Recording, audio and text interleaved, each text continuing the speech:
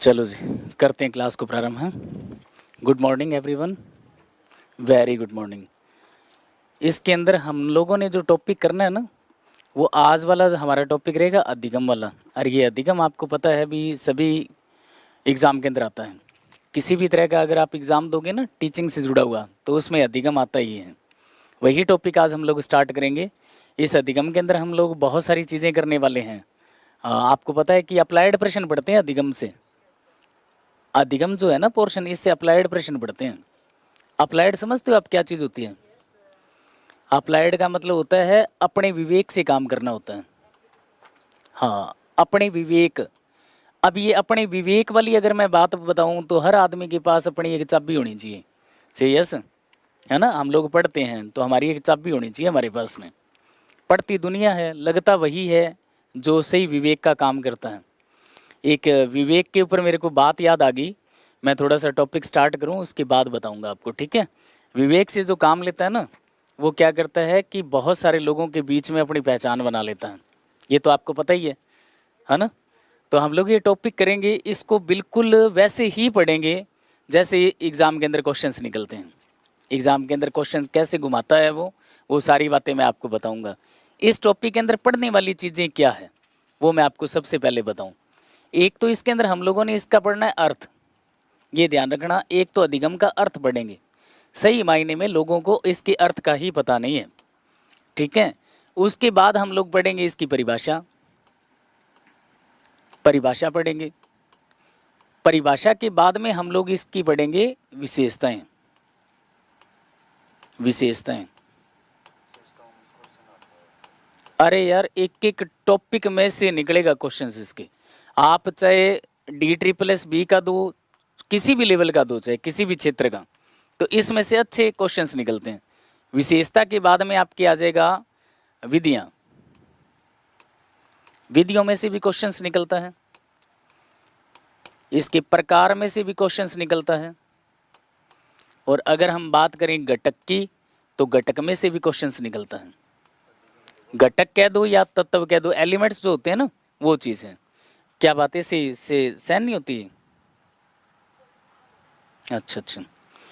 एक ना इसके अंदर जो चीज़ हम लोगों ने करनी है, जहाँ से अधिकतर क्वेश्चन निकलते हैं, वो इसके अंदर होता है वक्र, जिसको आप कर्व्स कहते हो, है ना? यहाँ से भी अधिगम में से क्वेश्चंस निकलता है। एक आप लोग याद रखना, अधिगम के स्थानांतरण में से भी क्वेश्चंस निकलता है। स्थानांतरण, स्थानांतरण का मतलब होता है बदलाव। ये इतने टॉपिक अगर आप अधिगम में पढ़ोगे ना, तो कभी जिंदगी के अंदर आपके क्वेश्चन गलत नहीं होंगे। एक यहाँ पर आप लोग याद रखना, इसके सिद्धांत। इसके कई सिद्धांत है, कई मनोवैज्ञानिक आए थे जिन्होंने इसको परिभाषित किया था, हम तक पहुंचाने की कोशिश की थी भाई बच्चे समझ जाएं इस चीज़ को। इसके अंदर बहुत सारे सिद्धांत के अंदर मनोवैज्ञानिक चले थे। वक्र कर्व्स होते हैं। जब हम एक क्लास के अंदर बैठते हैं ना, तो हमारे पढ़ने के मतलब पढ़ने के सिस्टम में उतार चढ़ाव आता है। जब आप क्लास के अंदर बैठते हो तो निम्न से उच्च की तरफ जाते हो। आपकी क्लास के अंदर एक अध्यापक आते हैं। अध्यापक आते ही तो बहुत ज़ोरों शोरों के साथ काम करेंगे, और जाते समय आपको निराश करके चले जाएं, तो ये भी कर्व्स होते हैं, ठीक है ना? ये इस तरह की सिचुएशंस बनाते हैं। बहुत बढ़िया बात आपने पूछी। हमारे अधिगम के दौरान 4 तरह की कंडीशन बनती है। इस तरह से बनता है। इसके अंदर एक तो टाइम होता है, ये सभी के पास होता है ना? समय सभी के पास बराबर मात्रा में मिलता है। यहाँ पर हम लोग लिखते हैं टाइम्स, और यहाँ पर हम लोग लिख देते हैं अधिगम की मात्रा। अधिगम की मात्रा लिखी जाती है, ठीक है ना? टाइम सबके पास समान होता है। इस क्लास के अंदर सभी बैठे हो ना, आपको 40 मिनट ही मिलेंगे। ये नहीं है भी किसी बच्चे को मैं यहाँ पर 45 दे दूंगा, किसी को मैं 37 दे दूंगा, या किसी को 38 दे दूंगा, ठीक है ना? हमें मिनट कितने मिलने वाले हैं? 40 मिलने वाले हैं प्रत्येक बच्चे को, ठीक है? अब सभी बच्चे 45-40 मिनट का कैसे उपयोग करते हैं वो आप लोगों पर डिपेंड करता है। अब एक तो इस तरह से वक्र बनते हैं, एक इस प्रकार से वक्र बन जाते हैं, एक इस प्रकार से वक्र बन जाते हैं, और एक इस प्रकार से वक्र बन जाते हैं। परीक्षा के अंदर कभी भी इस तरह से पिक्चर बनाकर नहीं पूछेगा। ICT के जो क्वेश्चन है उसमें लोगो पूछ सकता है, बाकी ऐसे एग्जाम्पल नहीं देता है। इसके अंदर लाइनिंग देगा वो। ये वक्र की स्थिति है। इसके अंदर क्या होता है बेटा, एक तो वो व्यक्ति होता है, एक तो इस तरह के बच्चे होते हैं कि एक ही लय में चलते हैं, एक ही सिस्टम में चलते हैं, वो लाइन से हटते नहीं है। अभी मैंने जो विवेक की बात बताई थी ना, वास्तव में बड़ा प्रभावशाली है। अब हमारी क्लास स्टार्ट हो चुकी है, मैं बता दूं आपको। एक बार क्या हुआ, एक वकील के घर के अंदर 8 लोग आ गए। कोई वकील था, वकील आपको पता है विवेक से ही काम लेता है, बिना विवेक के वकील को कोर्ट के अंदर खड़ा नहीं होने देते हैं। जो पैसा वकील कमाता है ना, वो अपने दिमाग के अंदर जो विचार होते हैं उनका विवेक का प्रयोग करते हुए वो फांसी की सजा होने वाले व्यक्ति को भी छुड़वा के ले आता है। समझते हो ना इस बात को आप? तो भाई हुआ क्या कि वकील के घर के अंदर 8 मेहमान आ गए। ठीक है जी, एंटर हो गए अंदर। वकील की मैडम आई और वकील साहब को बुलाया कि वकील साहब अंदर आइए। वो आया, उसको कहा कि सुनिए, घर के अंदर चीनी नहीं है, चाय कैसे बनाऊं? अब वकील क्या कहता है, कोई बात नहीं, अगर चीनी नहीं है तो तू फिक्की चाय ही बना दे, फिक्की देखी जाएगी। वो 8 कप फिक्की चाय लेकर आ जाते हैं। जैसे टेबल पर रखती है, वहीं वकील साहब बैठे होते हैं। वकील साहब कहते हैं भी सुनो, चाय पीने वालों ध्यान से सुनो, जिसकी चाय फीकी होगी, चीनी नहीं होगी, उसके घर में हम शाम को डिनर करेंगे। सारे इकट्ठे होकर जाएंगे और उसके घर में डिनर करेंगे। अब 8 के 8 कौन अपनी मैडम से पंगा ले, भी कौन डिनर करवाए? तो वो सभी ने क्या किया, कोई नहीं बोला। उनमें से एक व्यक्ति बोला, क्या वकील साहब मीठा बहुत ज़्यादा डाल रखा है, बहुत ही मीठी बना रखी है। दूसरा कहने लगा, अरे अरे इतनी मीठी कहाँ पर है, ठीक ठीक तो है, तू ऐसे झूठ बोल रहा है, इतनी मीठी कहाँ पर? कोई उन 8 में से ये नहीं बोला कि चाय फीकी है। क्यों नहीं बोला, समझ गए ना? ये विवेक होता है। और इसी चीज का जब हम प्रयोग करेंगे ना, तो अधिगम के क्वेश्चन आपके गलत नहीं होंगे। ये विचार लगा लेना चाहिए आप, वास्तव में बहुत बढ़िया चीज है। एक तो वे लोग होते हैं जो एक ही क्रम में काम करते हैं। उनको अगर मैंने कह दिया ना भी भारत की राजधानी नई दिल्ली है, तो वो नई दिल्ली ही लिख कर आएंगे, उसको न्यू दिल्ली नहीं लिखेंगे। ठीक है ना? उनको अगर नई दिल्ली लिखवा दिया तो वो नई दिल्ली ही लिखेंगे, इंग्लिश के अंदर भी वो नई दिल्ली लिख कर आएंगे। मेरी बात समझ रहे हो आप? तो इस प्रकार के जो लोग होते हैं वो इस क्रम में चलते हैं, एक ही लय में चलते हैं, लकीर के फकीर होते हैं। उनको जैसे करवा दिया वैसे ही करते हैं। एक दिन हिंदी के अंदर एक बच्चे का कमेंट आया, क्या गुरुजी जो सैटरडे को आप पेपर लेते हो ना, उस पेपर के अंदर वही क्वेश्चन डाला करो जो आप क्लास के अंदर करवाते हो। अब ये लोग कैसे हैं? ये लोग लकीर के फकीर हैं, सरल रेखी हैं, वास्तव में सरल रेखी हैं। अब देखो, हम लोग बीए के अंदर सब्जेक्ट लेते हैं या 11वीं 12वीं में सब्जेक्ट लेते हैं, कैसे लेते हैं? जो दुनिया लेती है वो लेते हैं। अब आप लोगों में देख लो, अब मैं साइंस के कितने बच्चे होंगे, है ही नहीं, और आर्ट के कितने बच्चे होंगे, सारे ही होंगे। ये कैसा होता है? ये सरल रेखी होता है।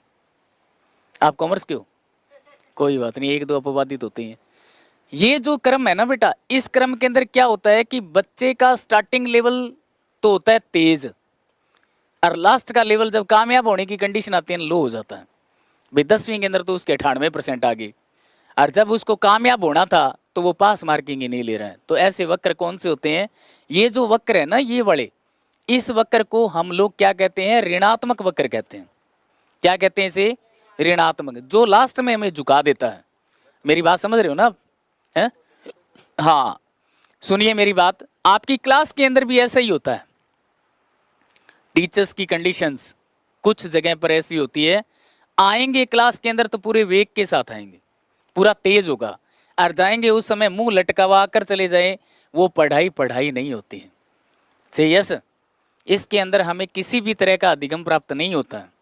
और एक इस प्रकार के लोग होते हैं जो वो कहते हैं ना धीरे धीरे रे मना, इस प्रकार के होते हैं और अंत में अपना वेग उठा लेते हैं, जल्दी कामयाब हो जाते हैं। आपने देखा नहीं, हमारे साथ बहुत सारे ऐसे लोग थे जिनके नाक में से नोजी निकलती थी, संभती नहीं थी, हम हैंडसम हुआ करते थे।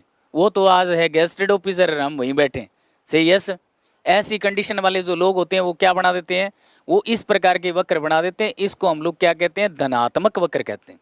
ये अपने आप कुछ न कुछ नई चीजें जोड़ते हैं, और अधिगम के अंदर नई चीजें जोड़ने वाला ही क्या करता है? क्वेश्चन को सही करता है। और एक इस प्रकार के लोग भी होते हैं, सीजनेबल आइटम देखे हैं आपने, सीजन के अंदर, मौसमी सीजन के अंदर आ गई, संतरे सीजन में आ गई, है ना। इस प्रकार के लोग होते हैं। जब वैकेंसी आती है तब तो वो तैयारी में जुट जाते हैं, और जैसे ही वैकेंसी जाती है वो फिर से ढीले बढ़ जाते हैं। ऐसे लोग जो होते हैं इनका कोई पता नहीं होता, ये छुई मुई के पौधे की तरह होते हैं। इनके अधिगम की प्राप्ति का हम लोग सही अनुमान नहीं लगा सकते। पेपर में एक बार ये पूछा था कि इन चारों में ऐसा कौन सा वक्र है जिसके अंदर 2 पठार बनते हैं। आप लोग बताओ कौन से पठार बनता है। बेटा पठार की शेप कैसी होती है, ऐसी शेप पठार की होती है ना। इसके अंदर 2 बन जाएंगे, ये देखो, एक ये बन गया, एक ये बन गया। 1 मिनट रुक तो सही यार, इस ऋणात्मक के अंदर 1 बनेगा, पठार यहां भी बन रहा है, पठार तो यहां भी बनता है साहब। ये देखो, ये भी एक पठार की स्थिति है, जो धनात्मक होता है ना पठार, तो इसके अंदर भी बनता है। सुनो तो सही मेरी बात, मैं आपको एक बढ़िया सी बात बताता हूँ। ये जो यहाँ पठार हम लोगों ने बनाया ना धनात्मक के अंदर, धनात्मक के अंदर क्या होता है, भी बच्चा कामयाबी की तरफ अग्रसर रहता है, आगे बढ़ता है। जो मैं बात बता रहा हूँ ना, इससे रिलेटेड आपको क्वेश्चन मिलते हैं। हम लोग क्लास चर्चा जो कर रहे हैं ना, इससे रिलेट ही हमारे क्वेश्चंस होते हैं। बात केवल थोड़ी सी घुमाएगा और आपका क्वेश्चन गलत करवा देगा। अब सुनिए, मैंने कहा भी यहाँ पर भी पठार बनता है, ये पठार बनता है ईगो के कारण, ईगो हावी हो जाता है इस पठार के अंदर।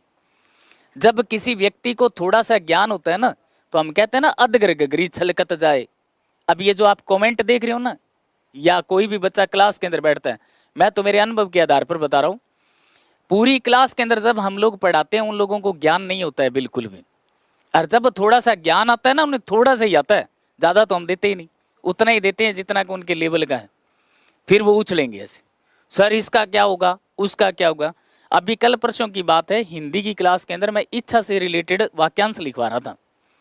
वाक्यांश के लिए एक शब्द, तो किसी बच्चे ने एक प्रश्न कर लिया, क्या गुरुजी जानने की इच्छा रखने वाले को क्या कहते, लिख दिया। मैंने कहा जिज्ञासा, जिज्ञासु कहते हैं। फिर उसने मेरे से पूछा कि गुरुजी पानी पीने की इच्छा हो तो उसको क्या कहते हैं, रोटी खाने की इच्छा को क्या कहते। मैं कहता हूँ उस बच्ची ने कम से कम 1 मिनट में 10 क्वेश्चन मेरे सामने कर दिए।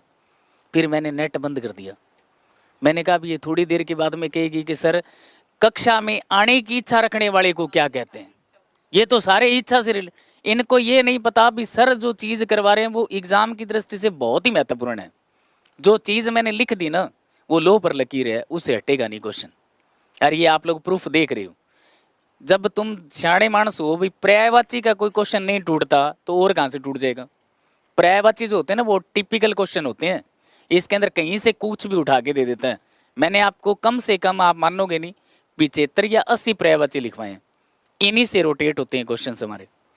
तो आज हम लोग ये वाला करेंगे, एक तो अर्थ, एक इसकी परिभाषा, विशेषताएं, विधियां भी करेंगे, प्रकार भी करेंगे, घटक भी करेंगे, स्थानांतरण भी करेंगे और वक्र भी करेंगे। ये अधिगम का पोर्शन रहेगा। और ये जो अधिगम वाला टॉपिक है ना, ये एक दिन में समाप्त नहीं होगा। इसके लिए कम से कम आप ऐसे मान के चलना भी 8-10 दिन लग सकते हैं इसमें। कितने दिन? इतना विवेक है क्या आपके पास जो 8-10 दिन इस क्लास को चला लोगे? नहीं है इतना विवेक। तो सारा टॉपिक ही आपने साइको के अंदर इसी का है, अधिगम से रिलेट ही है सब चीजें।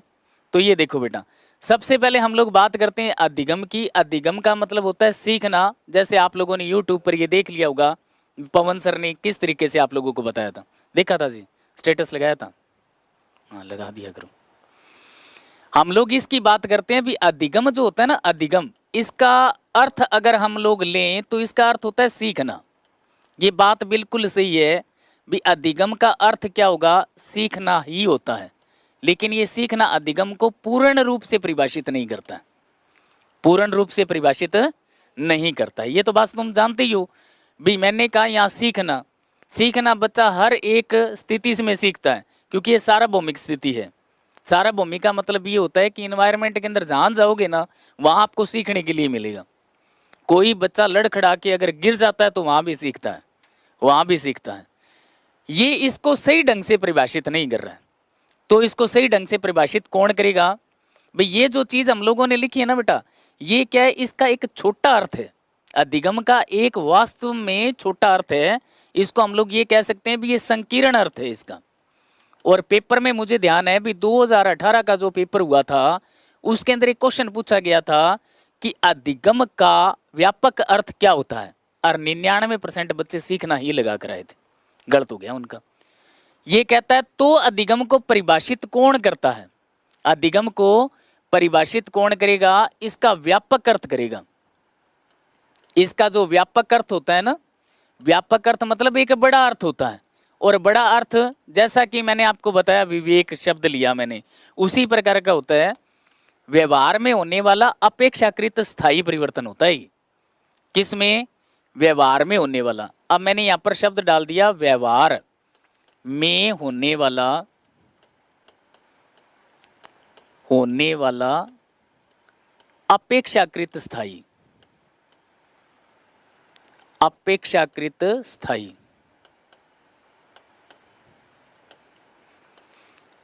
बेटा सीधा अगर क्वेश्चन आ जाए ना बस स्थायी परिवर्तन, तो हमारा गलत हो जाएगा, क्योंकि स्थायी परिवर्तन तो वो होता है भाई बदले ही नहीं, एक चीज सीख ली वो ही रहेगी।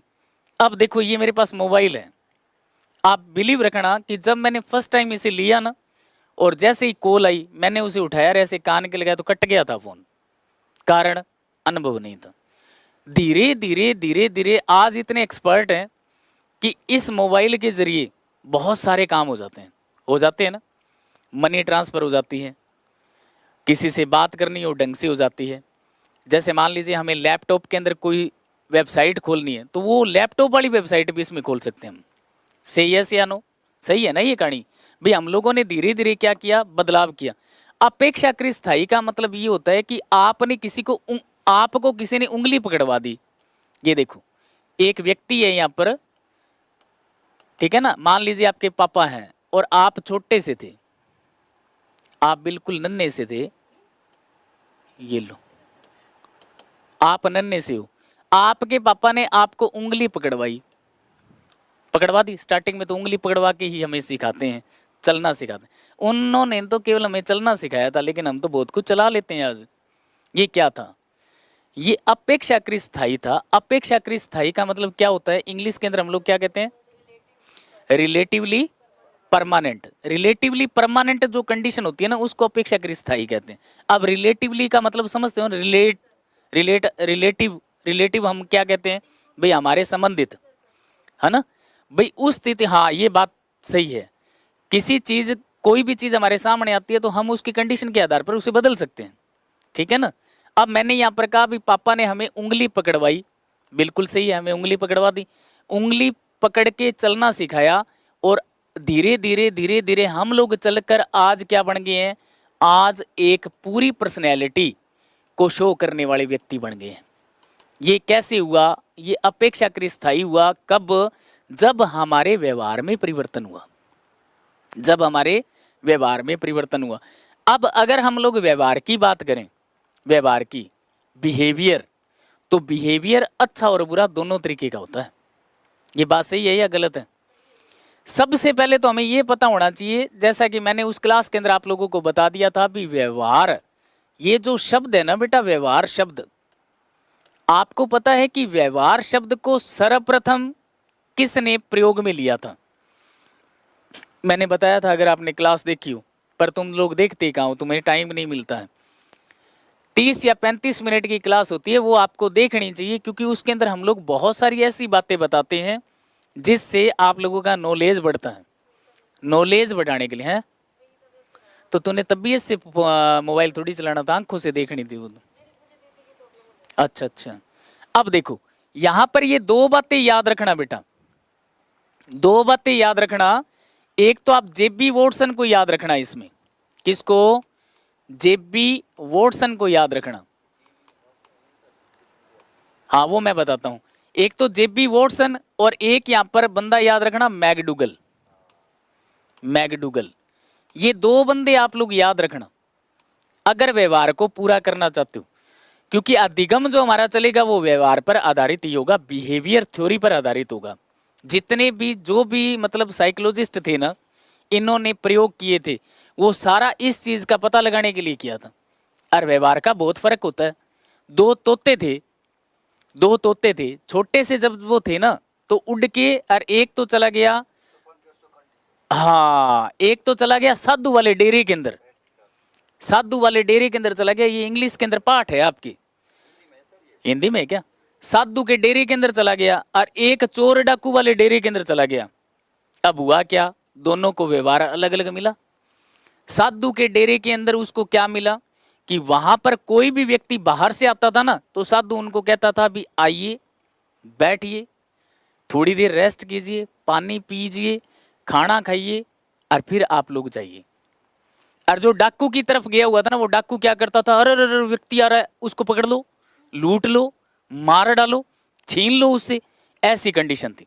तो हुआ क्या, दोनों तोतों ने एक ही गर्भ से जन्म लिया था, लेकिन दोनों को माहौल अलग अलग मिलने के कारण जो साधु वाला तोता था वो तो अच्छे अच्छे शब्द यूज करता था, और जो चोर वाला था वो क्या था, बुरे शब्द यूज करता था। इसीलिए जेबी वॉटसन ने एक परिभाषा दी थी।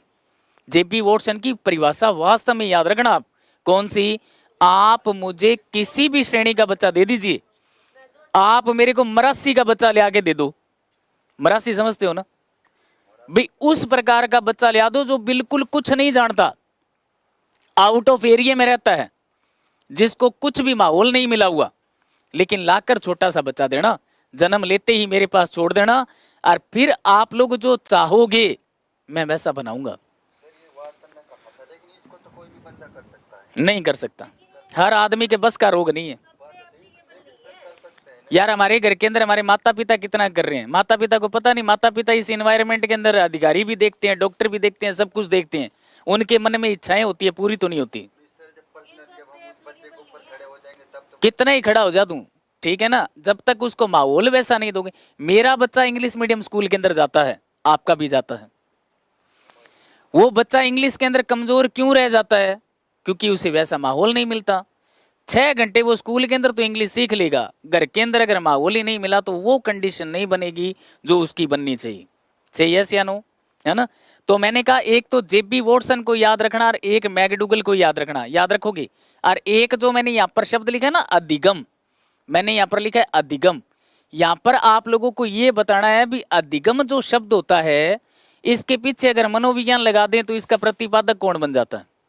अकेले अधिगम की बात नहीं कर रहा हूं मैं यहाँ पर ये कह रहा हूं भी अधिगम मनोविज्ञान का जनक किसे माना गया है, ये पेपर में क्वेश्चन आता है। हम लोगों ने क्या कर रखा है बेटा, इस दिमाग के अंदर कबाड़ डाल रखा है, मेरी बात समझ रहे हो ना आप। हम लोग क्या करते हैं, तरह तरह की एक्टिविटीज दिमाग के अंदर डाल के और इसको भर लेते हैं, फिर कहते हो हमारा दिमाग विवेक की तरह काम करना चाहिए। नहीं हो सकता। इस कचरे को पहले, जो ये कचरे वाली आती है ना ट्राली, इसके अंदर डालो और बिल्कुल खाली कर लो दिमाग को, और फिर क्लास के अंदर बैठो, आपको नॉलेज मिलेगा। मैंने यहाँ पर लिखा अधिगम मनोविज्ञान का जनक किसे माना है, मनोविज्ञान का जनक बता दे भी। चाहत, क्या नाम है तेरा? हाँ मैंने बताया था ना उस दिन। अब देखो यहां सीखने के बाद में जब वो क्लास लोगे तो वो ज्ञान परमानेंट हो जाएगा आपकी। मैंने यहाँ पर लिखा अधिगम मनोविज्ञान का जनक जो है वो हरमन एविंगहास है, हरमन एविंगहास। एविंगहास, ये प्रश्न बहुत बार पेपर में निकाला गया है, हरमन एविंगहास वाला पेपर में पूछा जाता है भी अधिगम मनोविज्ञान का जनक किसे माना है, हरमन एविंगहास को माना है, ठीक है। और ये जो दो आदमी मैंने लिखवाया ना, जेबी वॉटसन, जेबी वॉटसन ने क्या था बेटा कि सबसे पहले ये मैकडूगल आया। मैकडूगल ने 1905 के अंदर, 1905 का सन अगर किसी बच्चे को नहीं समझ में आता ना तो उसको साइको समझ में आएगी नहीं। क्यों? क्योंकि मैं एक छोटी सी बात बताता हूं, आप ध्यान रखना। 1905 का सन साइको के अंदर बहुत ही महत्वपूर्ण दिन था। कैसे था कि 1905 के अंदर ही मूल प्रवृत्तियां आती है। क्या आती है? मूल प्रवृत्तियां। मूल प्रवृत्तियां जो होती है ना, इसको स्वाभाविक प्रवृत्तियां कहते हैं, अपने आप विकसित होने वाली होती है। तो क्या हम मूल प्रवृत्ति को अधिगम कह सकते हैं? क्या हम मूल प्रवृत्ति को अधिगम कह सकते हैं? नहीं कह सकते। मूल प्रवृत्तियां कभी भी अधिगम का पार्ट नहीं होती है। ऐसा प्रश्न बनता है आपकी, और मैंने उस दौरान आपको 4 प्रश्न भी हल करवाए थे। भाई इस प्रकार से क्वेश्चन चलता है।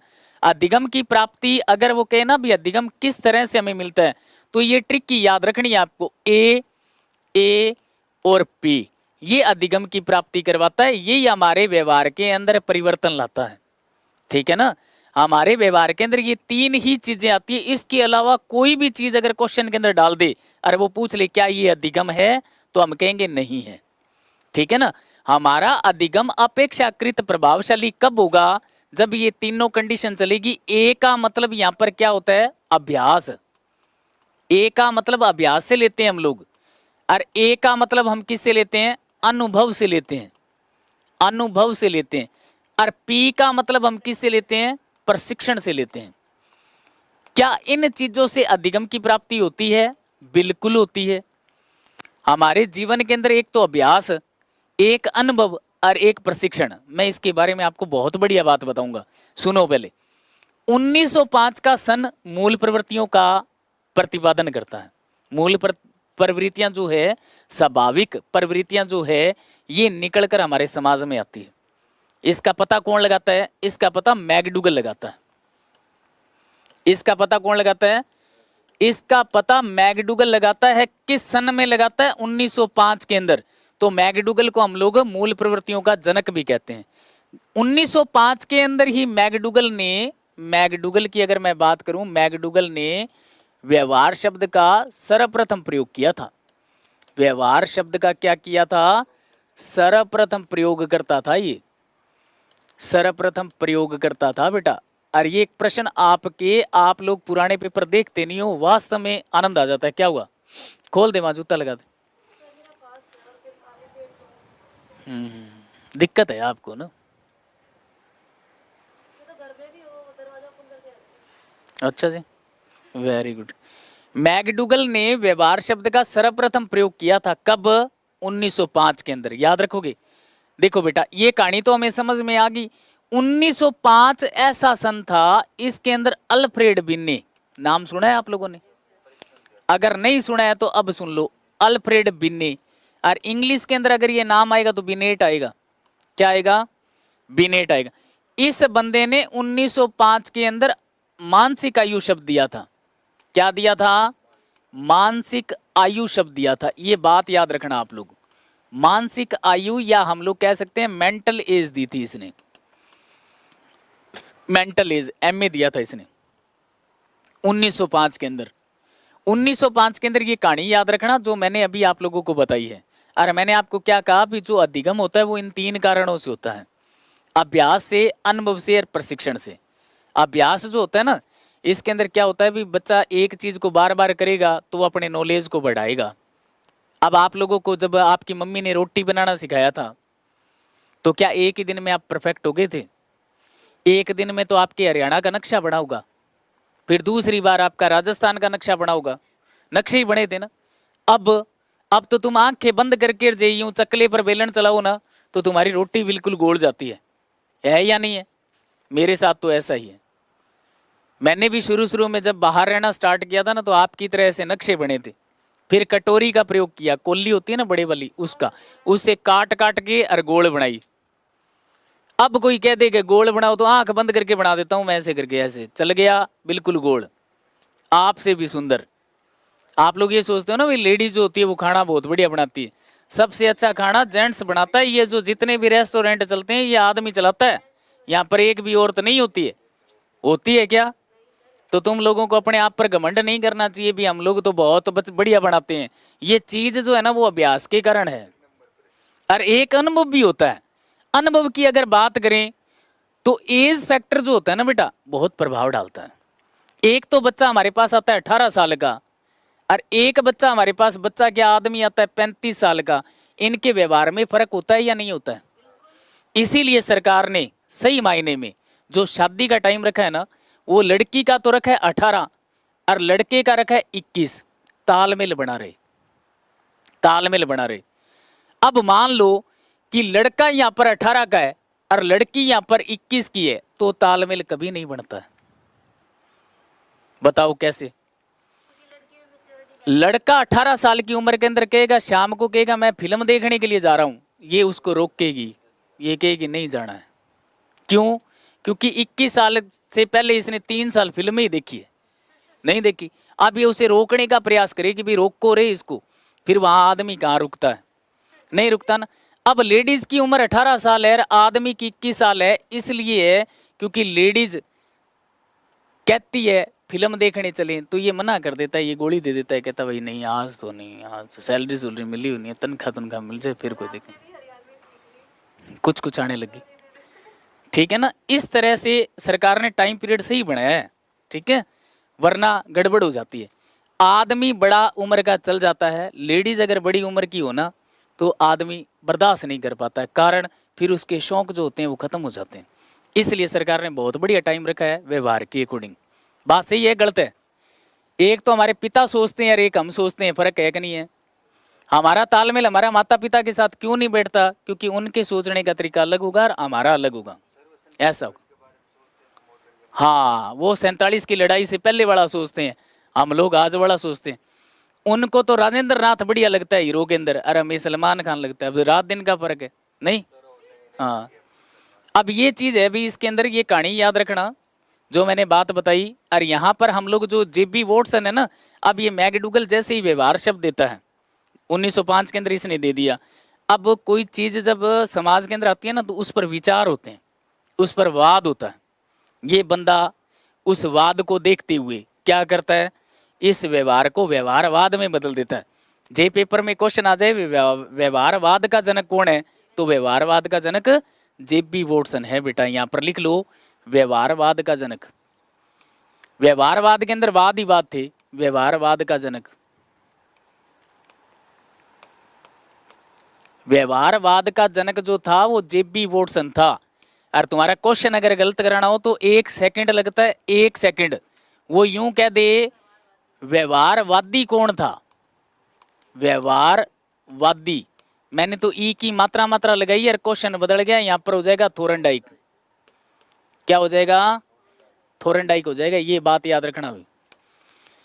व्यवहारवाद का जनक जेबी वॉटसन था। जेबी वॉटसन की अगर परिभाषा नोट करना चाहो तो सारे कर लेना, वो वाली है जो मैंने अभी बताया आपको। यार व्यवहारवादी मनोवैज्ञानिक हमारे पास थोरनडाइक था। थोरनडाइक ने अधिगम के अंदर अपना अच्छा रोल अदा किया गया, ठीक है ना। थोरनडाइक भी बेचारा क्या था, ये बात भी याद रखना। ये बच्चे कह रहे हैं अब तो सर गर्ल्स की 21 एज हो गई है, होगी क्या? सच्ची हो गई तो गलत हो गया काम। 21 लड़की की कर दी, लड़के की कितनी कर दी? 23 की है। तेरे को क्या पता, नहीं शिक्षा नीति में है, ऐड किया है क्या? सच बता, ऐसे ही परले मत मारना। भाई मैंने ये सुना है भी लड़की की उम्र 21 साल तो लड़के की 35 साल होनी चाहिए, ऐसा नहीं सुना आप लोगों ने? तो शायद मैंने गलत सुन लिया होगा। तुमने कहा था रसाइल ऐसा, इसने एक दिन ट्रिक मार दी थी, कहता कि 35 साल होनी चाहिए। सुनो क्या बता रहा था मैं, तुम लोग बीच में उलझा देते हैं। हाँ, ये जो थोरनडाइक था ना बेटा, थोरनडाइक को सबसे पहले व्यवहार का जिम्मा दिया गया था। जेबी वॉटसन, मैं तो ये बता रहा था, जेबी वॉटसन ने ये कब दिया था? 1913 के अंदर दिया था। इसको व्यवहारवाद का जनक कब बनाया गया? 1913 ईस्वी में बनाया गया। क्वेश्चंस आप लोगों के इसमें निकल जाएंगे, क्वेश्चंस बाहर नहीं जाएंगे। जो चीज मैं बना रहा हूं ना, ये थोड़ी सी ध्यान से देखना। सुलोचना कह रही है 21 है और बॉय की 23 है, ठीक है भाई, 2 साल का फर्क किया। आजकल पढ़ाई में उम्र का कोई पता लगता है? बच्चे पढ़ते पढ़ते 35 के हो जाते हैं, तब शादी होती है। बहुत बढ़िया सिस्टम है ये, बहुत ही बढ़िया सिस्टम है। 35 के बाद में 10 एक साल ही जीना होता है, 50 के अंदर तो बुलावा आ जाता है।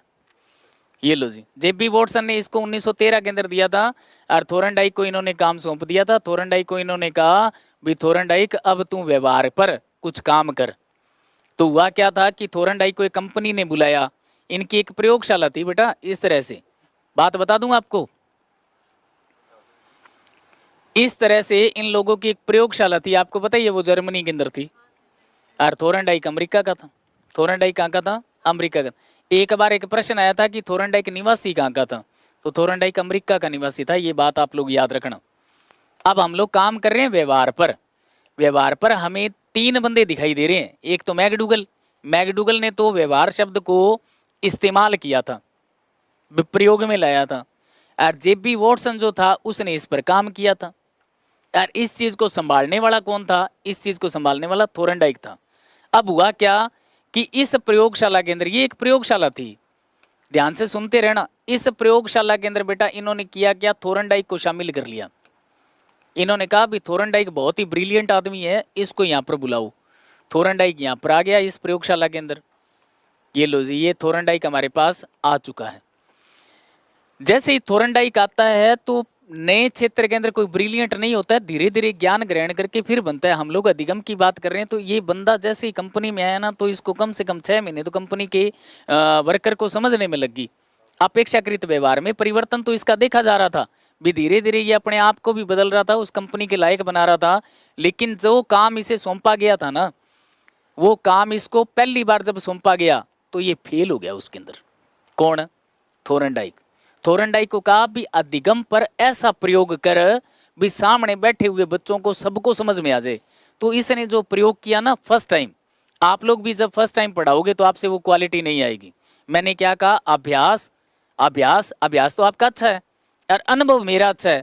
अगर ये दोनों चीजें मिल जाए तो हमारा ज्ञान कहाँ पहुंचेगा पता है तुम्हें? बहुत उच्च शिखर पर पहुंच जाएगा।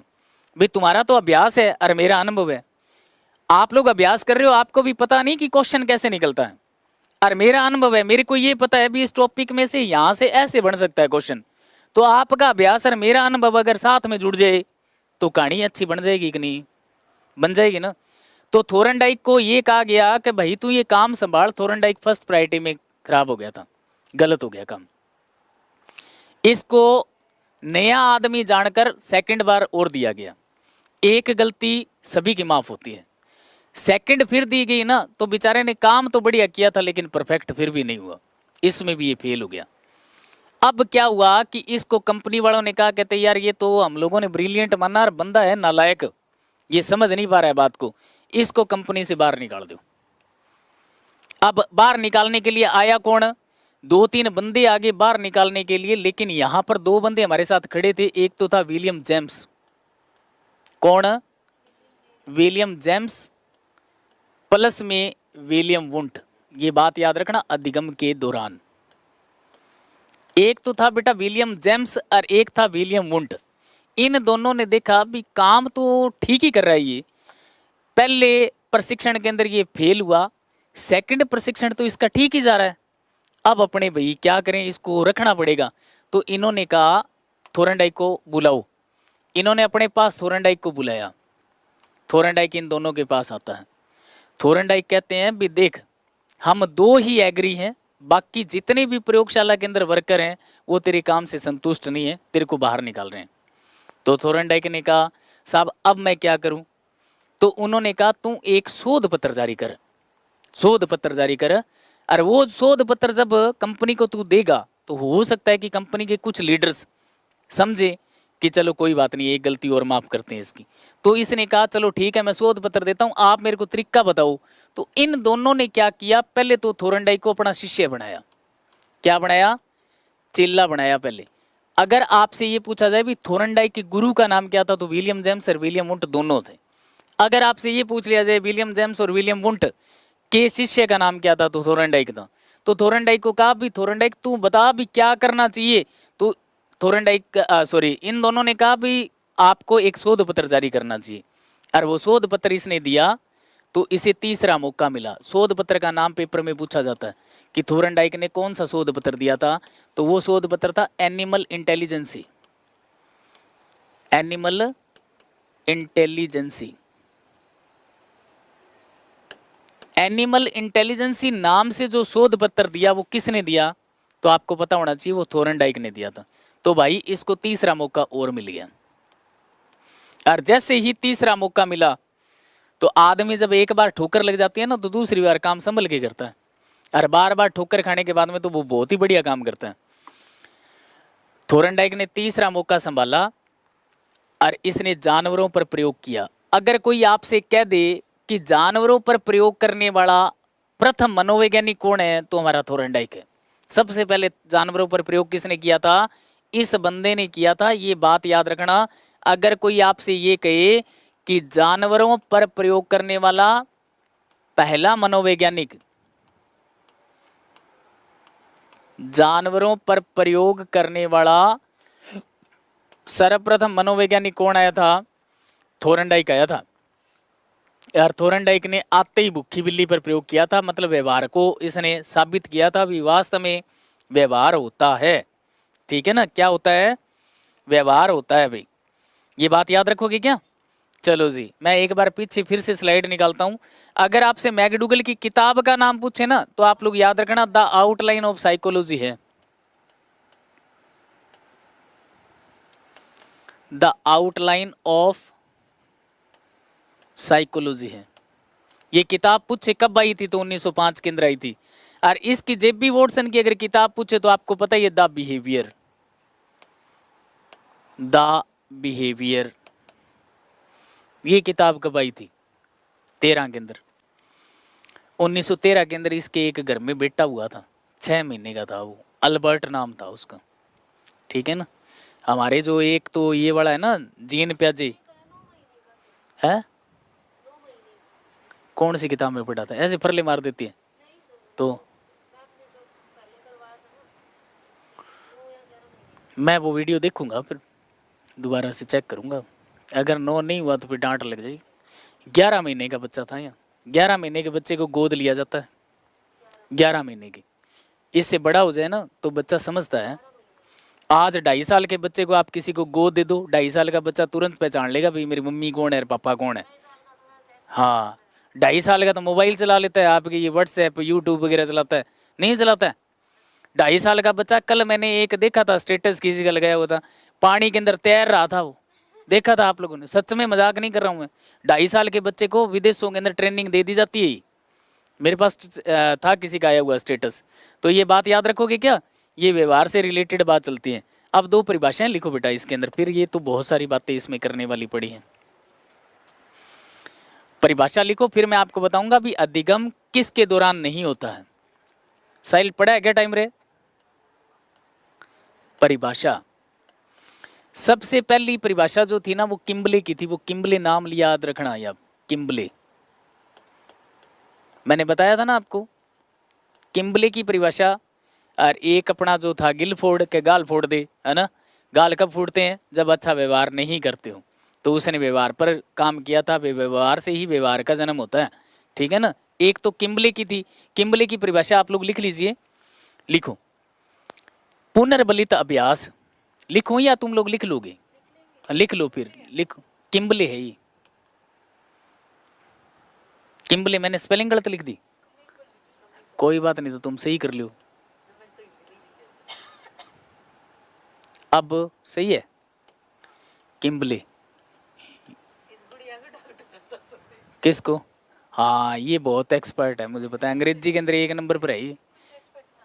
पुनर्बलित अभ्यास लिखो। नहीं बेटा, पढ़ने वाले एक्सपर्ट ही होते हैं। पुनर्बलित अभ्यास के बल पर,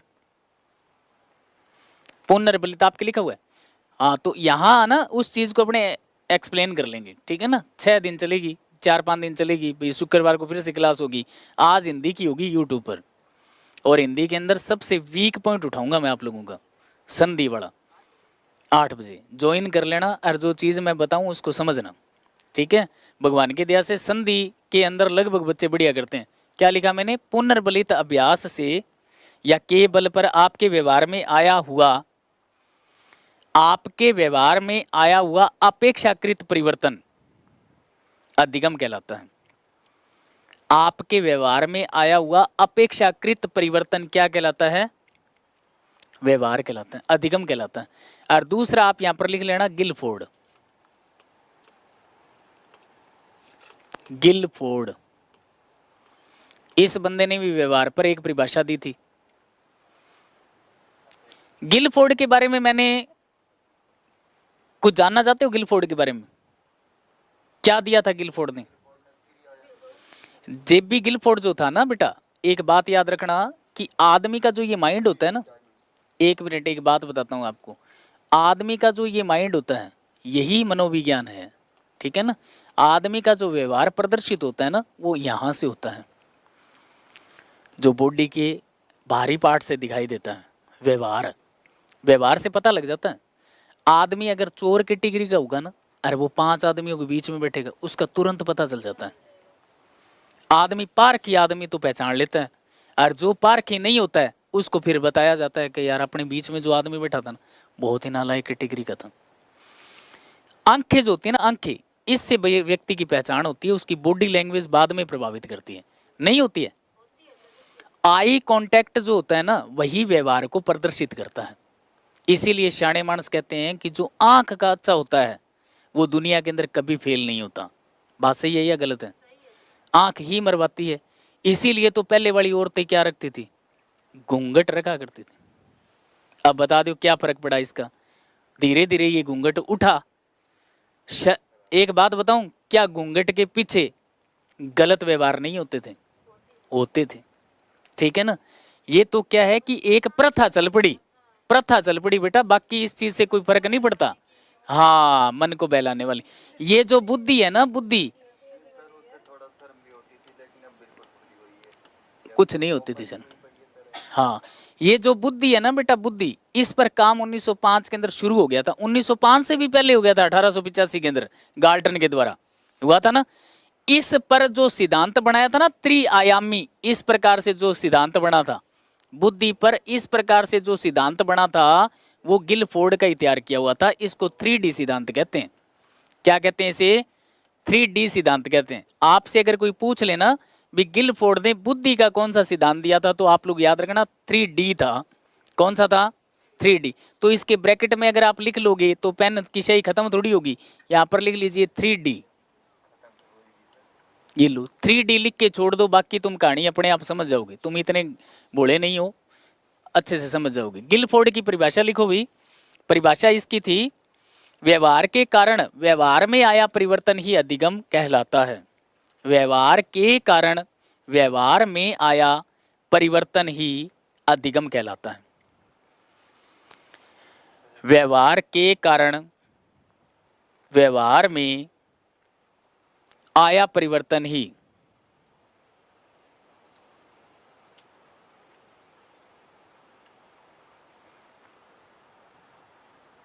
अधिगम कहलाता है। ये क्या मैसेज आ रहा है? दिवाकर एंड त्रिंकर सिद्धांत, ये क्या है? दिवाकर कौन सा सिद्धांत है? द्विकारक है। ये गलत बात बता रहे हो भाई। द्विकारक और त्रिकारक ये गलत बात है आपकी। ये स्पीयरमैन का दिया हुआ है। ये कौन है? सोनिया भारद्वाज है ये ना। दिवाकर बेटा ये गलत बात कर रहे हो आप। ये जो बात बता रहे हो ना, ये स्पीयरमैन की बता रहे हो आप।